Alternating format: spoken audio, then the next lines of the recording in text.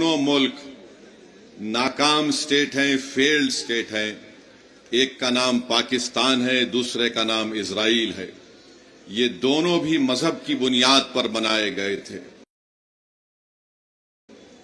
एक ये कहकर भारत को तोड़ा गया कि मुसलमानों का अलग मुल्क होगा, और एक मुल्क को यह कहकर अरबों की जमीन छीनी गई कि यहां पर हम यहूदियों का मुल्क बनाएंगे। उन्होंने यहूदियों का मुल्क नहीं बनाया, बल्कि ज़ायनिज़्म और ज़ायनिज़्म की आइडियोलॉजी को आगे बढ़ाने के लिए मुल्क बनाया।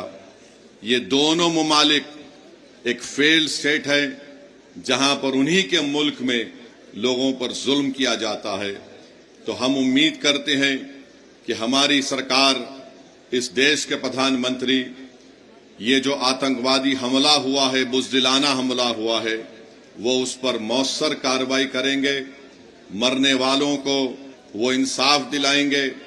और हम उम्मीद करते हैं कि हमेशा के लिए पाकिस्तान से जो आतंकवादी हमारे देश में आकर मासूम लोगों की जानें लेते हैं, चाहे वो हमारी बेटियां हों या फिर वर्दी पहनने वाले हमारे नौजवान बेटे हों, इन आतंकवादी हमले को खत्म करने के लिए हम उम्मीद करते हैं कि देश के प्रधानमंत्री पाकिस्तान से आए हुए आतंकवादी और पाकिस्तान जैसे एक फेल्ड स्टेट के खिलाफ वो एक मौसर कार्रवाई करेंगे।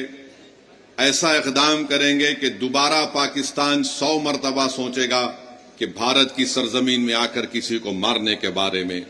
मेरे अजीज दोस्तों और बुजुर्गों, मैं आपको ये बताना चाहता हूं कि पाकिस्तान ये पूछ रहा है कि भारत के पास अगर कोई प्रूफ है तो दो। अरे बेशर्मो, क्या हमने तुमको पठानकोट में बुलाकर नहीं दिखाया था कि पठानकोट हमारा एयरफोर्स का बेस में तुम्हारे आतंकवादी आकर वहां पर कोहराम मचा कर गए? तुम्हारी लोग पाकिस्तान से आकर देखे, उसके बावजूद भी तुमने उन आतंकवादियों के खिलाफ कोई एक्शन नहीं लिया। 26/11 का वाकया हुआ, मैं जानता हूं, आंध्र तेलंगाना में निजामाबाद एक इलाका है, वहां की हमारी एक बेटी जिसकी शादी हो के चंद दिन हुए थे, उसने अपने खानदान वालों के साथ वीटी स्टेशन पर थी। पाकिस्तान से आए हुए आतंकवादियों ने वीटी स्टेशन पर गोलियां मारकर लोगों की हत्या की, तो उसमें निजामाबाद की एक नई दुल्हन भी मारी गई थी।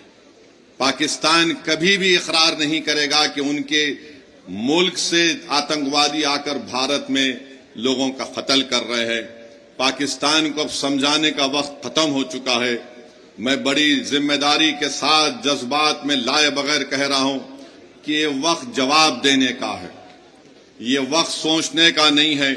वरना याद रखिए, हर 6 महीने, हर 2 महीने के बाद ये आती हैं, या तो हमारी फौज या हमारी सीआरपीएफ के जवानों को या फिर मासूम कश्मीरियों को निशाना बनाते हैं।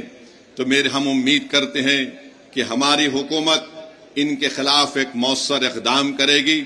जितने भी इक़दामात, जितने फैसले भारत सरकार ने लिए हैं, MIM पार्टी उसकी तायीद करती है। जैसे भी हो, पाकिस्तान को अगर कमजोर करने के लिए उनकी मईशत को, उनके इकॉनमी को कमजोर किया जा सकता है तो बराबर किया जाना चाहिए।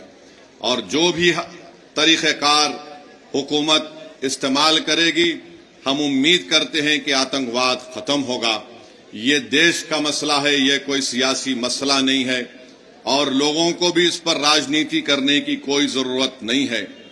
मैं आपको बताना चाह रहा हूं कि हमारी बेटी, जिसका नाम हिमांशी है, उसके पति को गोली मारकर 6 दिन के बाद शादी करके गए थे, उसका कत्ल कर दिया गया इन आतंकवादियों ने।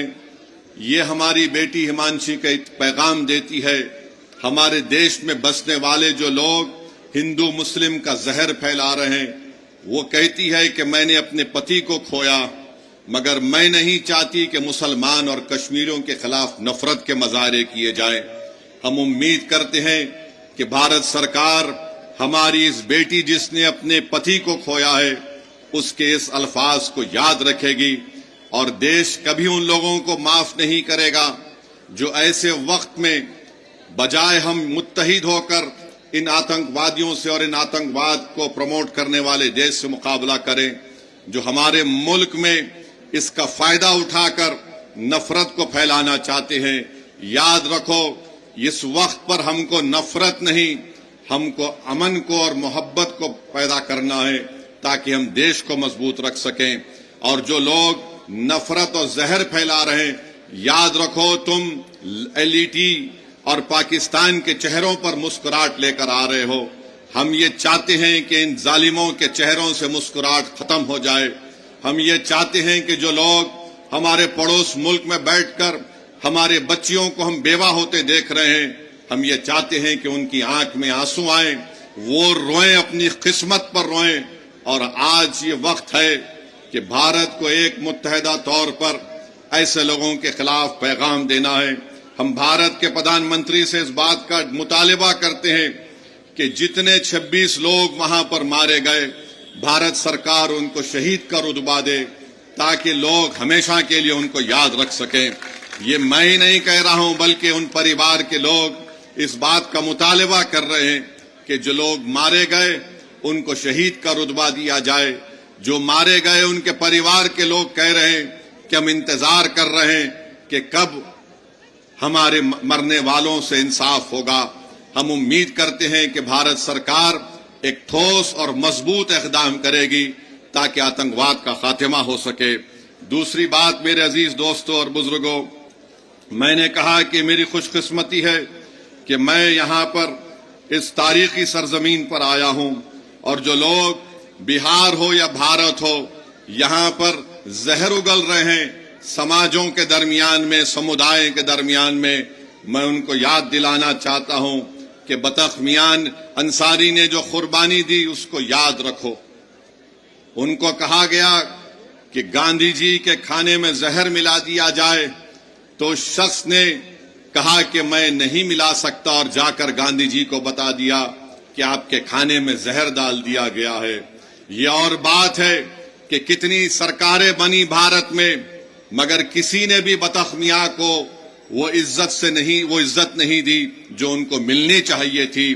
खैर, बतख मियां को इज्जत नहीं मिली, हम उनको हमेशा याद रखेंगे, अपनी औलादों को सिखाएंगे कि देखो ये वो शख्स था, अगर वो जहर दे देता तो गांधी जी की हत्या हो जाती, मगर उस शख्स ने अपनी जान की परवाह नहीं की। हम हमेशा ऐसे मुजाहिदीन को याद रखते हैं और हम हमेशा इस बात को आपसे कहेंगे कि एक तरफ बतख मियां अंसारी है तो दूसरी तरफ गोडसे है। इस देश को फैसला करना पड़ेगा कि क्या वो गोडसे के जहर को अपनाएंगे या फिर बतख मियां के इस तिर्याख को इस्तेमाल करेंगे। जिसने जहर डालने के लिए कहा गया था, उसने कहा मैं गांधी को जहर नहीं दे सकता, मैं भारत से गद्दारी नहीं कर सकता। तो याद रखो, अगर इस देश को विकसित भारत बनाना है तो हमको गोडसे के जहर को कबूल नहीं करना है, बल्कि बतख मियां की मोहब्बत को हमको कबूल करना है। तभी जाकर ये देश एक विकसित भारत बनेगा। ये मैं आपको बोलने के लिए आया हूं। मेरे अजीज दोस्तों और बुजुर्गों, तीसरी बात यह है कि आप जानते हैं कि ये हमारे देश के अंदर की बात अब कर रहा हूं। आप जानते हैं कि भाजपा ने एक ऐसा कानून बनाया जिससे मुसलमानों के ईमान पर हमला हो रहा है, हमारे मस्जिदों पर हमला हो सकता है, हमारी शनाख्त पर हमला हो सकता है, हमारी शहरियत पर तो हमला CAA का कानून बना दिया गया।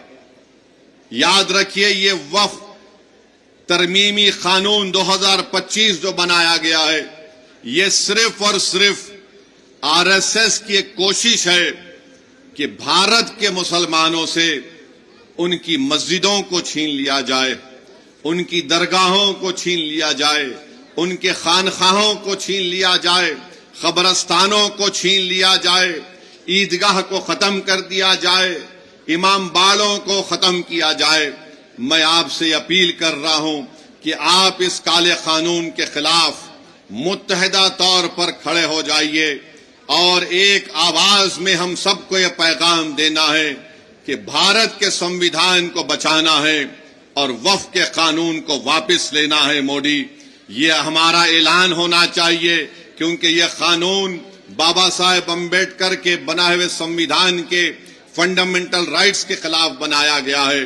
مجھے افسوس ہے اس بات کا کہ نتیش کمار، چراغ پاسوان، کشواہا صاحب، چندرا بابو نائیڈو، جینت چودھری، کمارا سوامی نے اس قانون کی، اس کالے قانون کی تائید کی۔ ہم پوچھنا چاہتے ہیں نتیش کمار سے، چراغ پاسوان سے، کشواہا صاحب سے، مانجھی صاحب سے، کیا بہار پردیش میں ہمارے ہندو بھائیوں کی مندروں کا ایک قانون نہیں ہے 1950 کا جو یہ کہتا ہے کہ